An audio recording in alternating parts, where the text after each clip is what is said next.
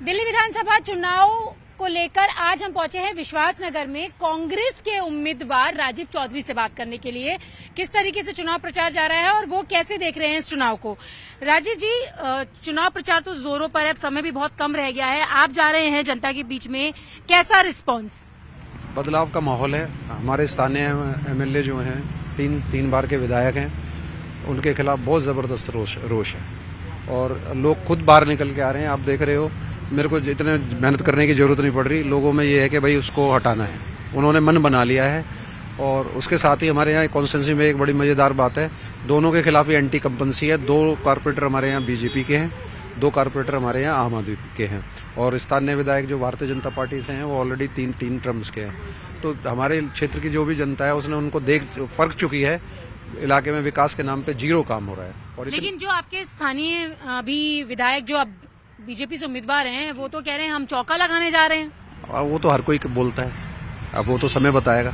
8 तारीख को पता चलेगा उन्हें विधायक जी को कि क्या होता है उनके। तो, हाँ जी, आप कह रहे हैं कि एंटी इनकम्बेंसी है, तो इसका फायदा कांग्रेस को मिलेगा? पब्लिक के पास ऑप्शन ही नहीं है दूसरी जगह जाने का।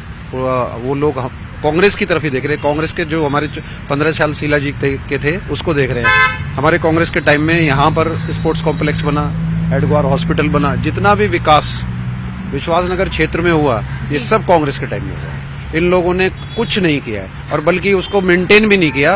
आप कॉलोनी के पार्क देख लो, क्लस्टर में चले जाओ, इतना बुरा हाल है कि मतलब शर्म आती है कि ये लोगों का काम करने का क्यों नहीं मन करता।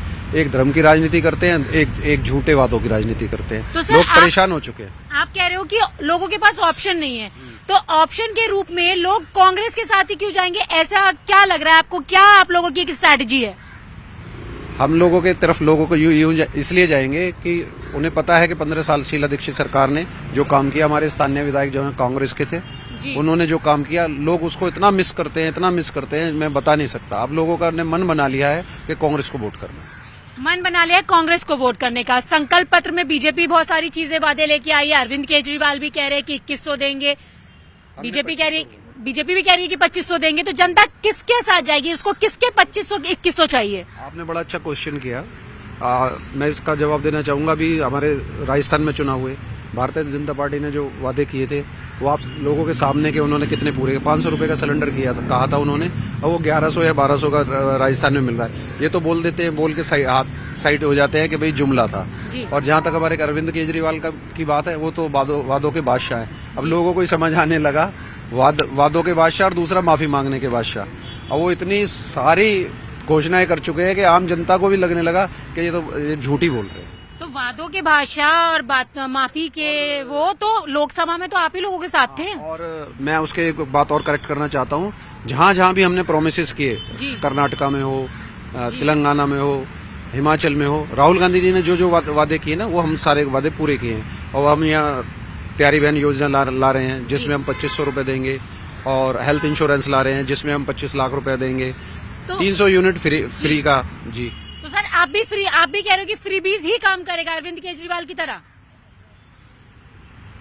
फ्री ही, ये मैं नहीं कह रहा। जो जनता से टैक्स आता है, जो चीज भी आती है, उसका हम रिफंड कर रहे हैं जी। तो निकालेंगे। हमारी पार्टी की पॉलिसी है। ये हमने सारा एनालिसिस करके जो भी वादे हम कर रहे हैं, हमने हमारी जो फाइनेंस की टीम है जो हमारी कांग्रेस के देखती है, उसने ये सारा एनालिसिस किया है कि भाई कहाँ से फंड आएगा और कैसे हमने डिवाइड करना है इसको। ये सारा वादों के साथ और एनालिसिस के साथ हम लोग बोल रहे हैं। हम ये कोई हवा में बातें नहीं कर रही। राहुल गांधी जी ने पूरी इस पे स्टडी की हुई है और उसी के आधार पे हमने जितनी भी घोषणा कर रहे हैं, ये हमारी पार्टी गाइडलाइन, राहुल गांधी जी इस पे सब स्टडी कर चुके हैं और वही हम कर रहे हैं। सर आप कह रहे हो कि स्टडी के आधार पर ये सारी चीजें कह रहे हैं, दूसरों के वादों को आप कह रहे हैं कि हवा में बातें नहीं कर रहे हैं। नहीं, मैं लेकिन पास्ट रिकॉर्ड बोल रहा है कि जो वो एक पार्टी तो हमारी जुमला बोल देती है, दूसरी पार्टी का आपको पता ही है वो राजस्थान में। यहाँ पे एक ऐसी भी खबर है कि आम आदमी पार्टी और कांग्रेस क्या वाकई में चुनाव लड़ रहे हैं या सिर्फ दिखा रहे हैं अलग अलग होने का, बाद में मिल जाएंगे और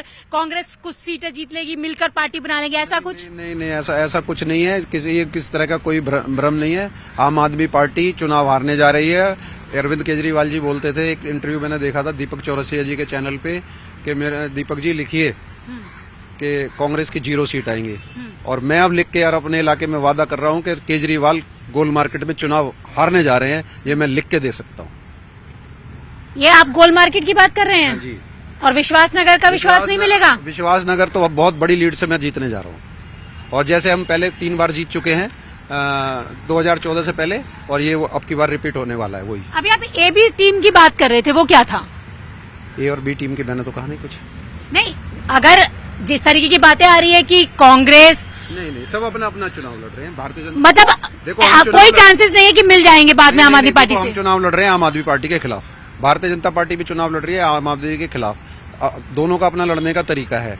जो शासन में होता है चुनाव, उसके खिलाफ ही लड़ा जाता है। तो हम आम आदमी पार्टी के खिलाफ चुनाव लड़ रहे हैं। आम आदमी पार्टी के खिलाफ आप चुनाव लड़ रहे हैं। आपने बड़ा दावा कर दिया है कि नई दिल्ली से जो अरविंद केजरीवाल हारने वाले हैं और अपनी सीट से आप 100% जीतने वाले हैं।